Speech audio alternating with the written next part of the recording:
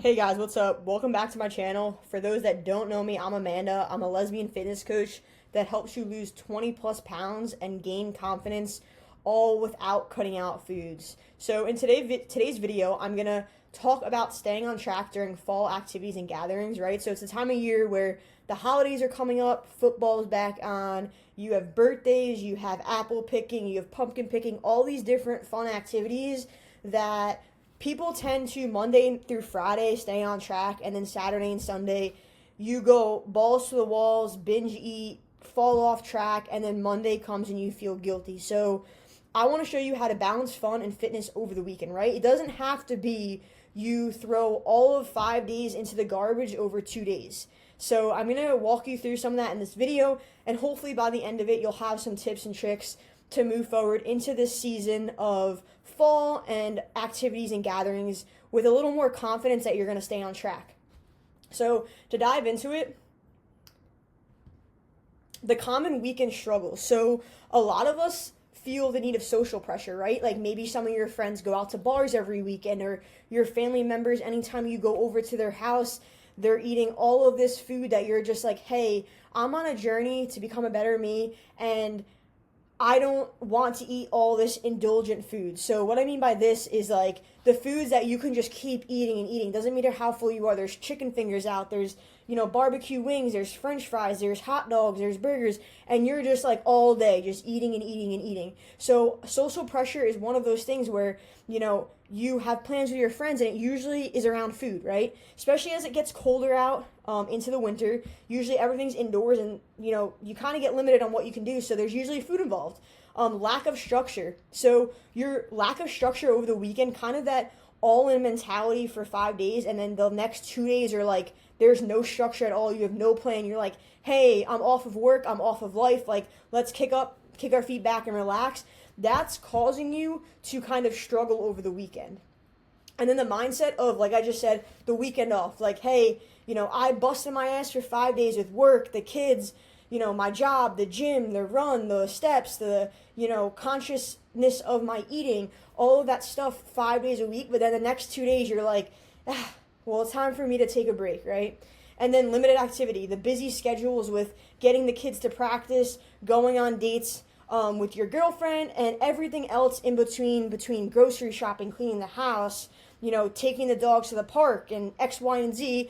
You just feel totally busy all weekend for 2 days. So these are the common things that I hear as far as, especially when this season comes around, the weekends just are loaded with activities. So we're going to dive into some tips that I have as far as this goes. So tip one is to plan ahead. I know this sounds like duh, sorry for this little line right here, but it's true, right? So if you're going out to eat, one thing you can do is look at the menu in advance. That's a good idea. For also, if you're the person planning the restaurant, it's even more beneficial for you to look at the menu, so you can pick a place where you can find something on the menu that, one, you're going to enjoy. Because if you're going to go out to eat, make sure you're enjoying the food and you're not just eating out to eat out. I really want you to pick a somewhere or eat food that you're going to enjoy. And honestly, if you have a coach or a mentor, accountability partner, sometimes it helps just to take a screenshot of the menu and be like, hey, what's 3 options that I have that, would be good choices. That also might help kind of with guidance along your macros. Also, picking healthy snacks for gatherings. So if you're going out to a party, right, say you're going to a football party, bring like shrimp cocktail or something where you can pick on it, but it's just straight protein. Or make like a protein buffalo chicken dip, right? So you don't feel guilty. You're actually eating something that you enjoy. It's good for you. You might not know how much you're eating, but at least you're not snacking on all the other foods like the cake and the cookies and all this great stuff all night long. And then meal prep to avoid fast food or leftovers. This is especially for if you're doing like an all-day event. So say, you have your son's baseball game, and then you're going to this get-together, and then you're going bowling at night, and you're just on the go all day. Meal prepping in advance, so maybe say waking up a little earlier on Saturday and getting a few meals together is going to save you in the long run, all right? So definitely plan ahead if you feel like your weekends are just, you wake up on Monday and you're like, fuck, it's another weekend and I fucked up again. So that's tip number 1. Tip number 2 is stay active. So I know it seems like, okay, like what can I do come the fall? Like it's kind of getting a little chilly out. Like I don't want to just aimlessly walk around my neighborhood. So I say start with morning walks. I know it sounds kind of boring. Find an audiobook, find a, YouTube channel, whatever it is, podcast, all of that, and just get a walk in. Even if it's 10 or 15 minutes in the morning, you would be surprised at how much of a difference that makes, as well as stretching. So stretching's super important as well. That's a good way just to wake up, get into a yoga class, go into the gym and just maybe do a light little, stretch and then get on the treadmill. Find something that keeps you active. And then as well as the fall active activities, I like to say apple picking. You'd be pretty surprised on how many steps you can get in, and you can get some delicious apples out of it too. Hiking, as I know, being from Jersey, when the leaves start changing on the trees, it's beautiful, right? So finding paths or hiking trails that, get you out in nature, get you some steps. It doesn't have to be anything crazy. You don't have to be hiking up the fucking Rocky Mountains. It's just go find a trail where you're out in nature, you get the fresh air, you get the sun, grab a friend, bring a sibling, whoever, go by yourself, put in some headphones, and just enjoy being active, right? Making it a part of your lifestyle and enjoy doing it. And then set a step goal to stay motivated. So this is a big one because everyone just looks at 10K and is like, hey, I hear everyone else doing 10,000 steps, let me do that. I highly suggest you not to do that because you're putting a lot of added pressure on yourself.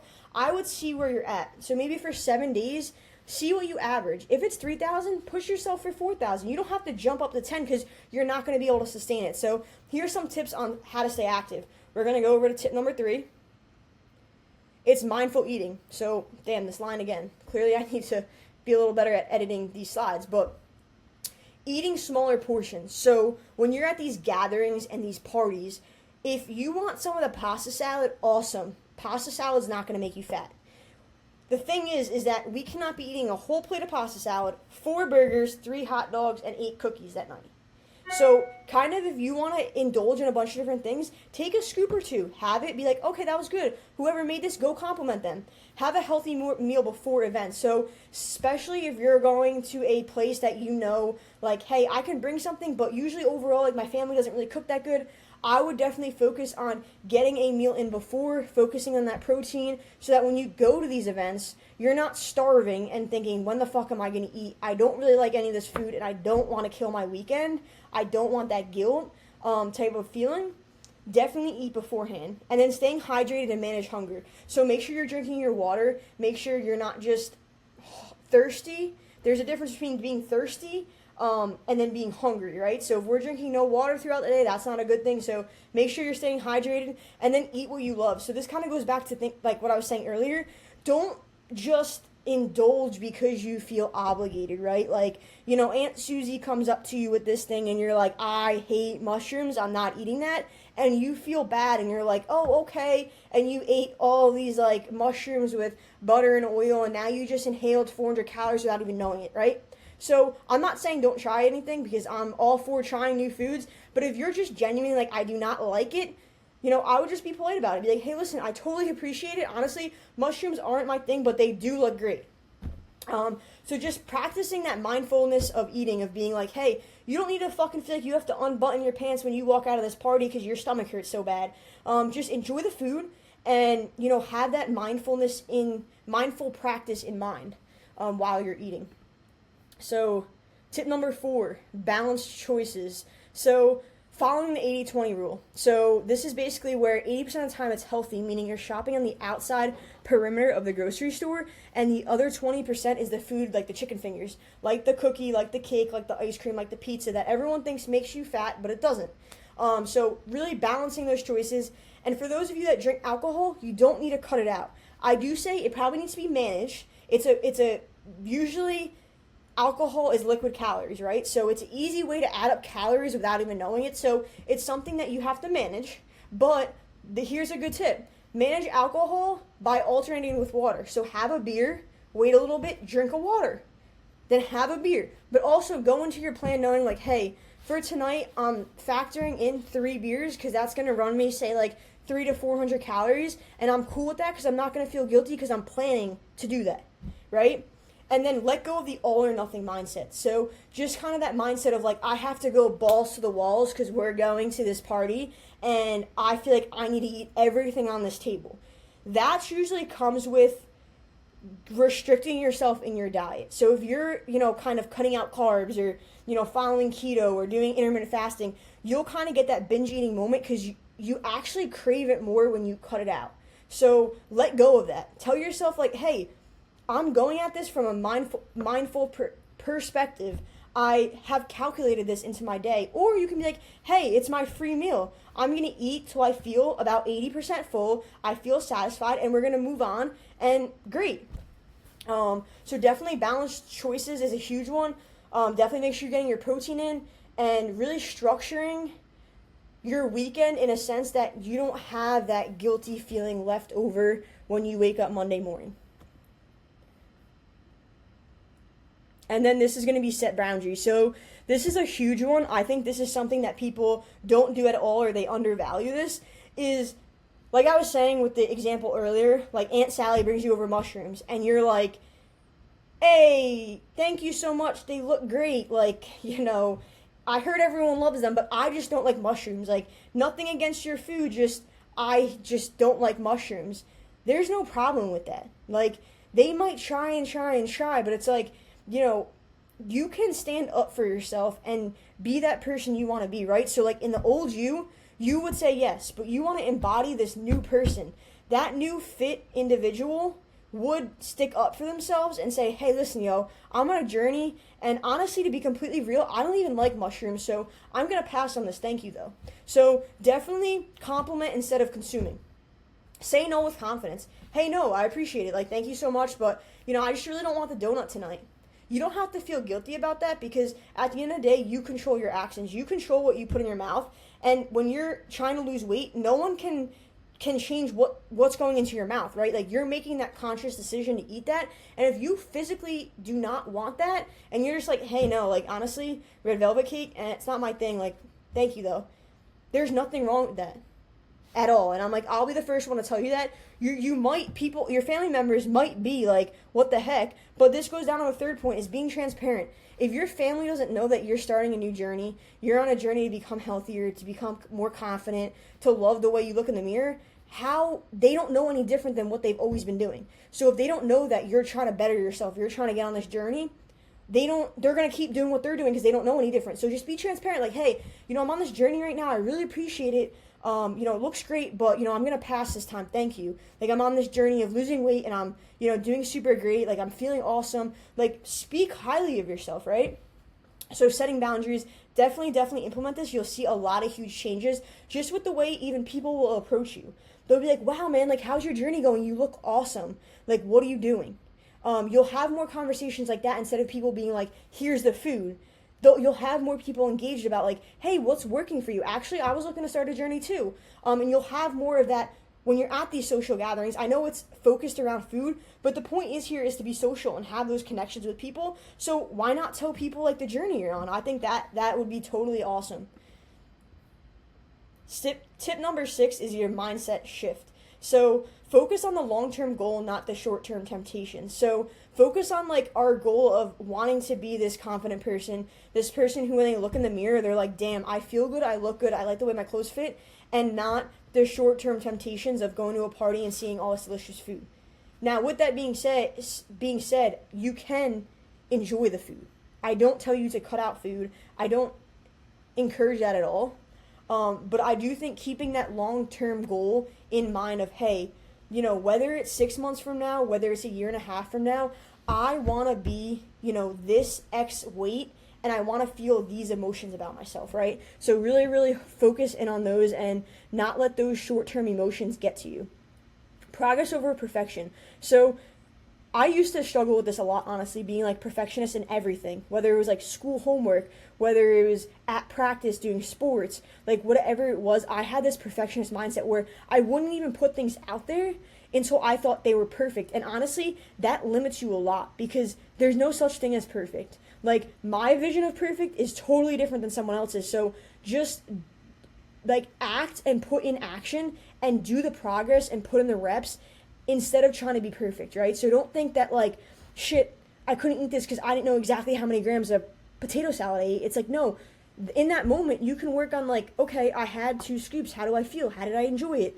I had, say like half a cup of macaroni salad, and I had a burger without the bun, and I had like a corn on the cob, like things like that. We don't need to be perfect on this journey. It's never gonna be perfect. It's actually gonna be quite messy, but it's staying on track and actually implementing these things and making the lifestyle shifts that are really, really gonna keep you on track on the weekends and not make you feel so overwhelmed and feeling like shit, like let me just binge eat all weekend, right? So one meal won't ruin your progress. It won't. I'm a firm believer in enjoy like the free meal. Enjoy the quote unquote cheat meal or whatever, you want to call it. But I think a lot of people get in their heads about this whole perfectionist thing where they need to be down to the little macro protein, or, we can't go over. If we go over 200 calories, like, we're going to gain weight. Like, we need to be perfect. No, it's not going to ruin your progress. Enjoy it. Enjoy time with your family and friends. Memories are super, super important. So definitely don't let one meal get in your head, and then let go of the guilt. So if you do have a weekend where you're like, I did mess up. I didn't really, do what I wanted to do. It's okay. Let go of it. Maybe journal about it, reflect upon it, but let it go. Don't let that then affect your next weekend or even the rest of your week. That happens too, right? Saturday and Sunday, we kind of have a bad weekend, and then we're like, oh, well, we already ate bad for 2 days, so what's 3? What's 4? What's 21? What's 30?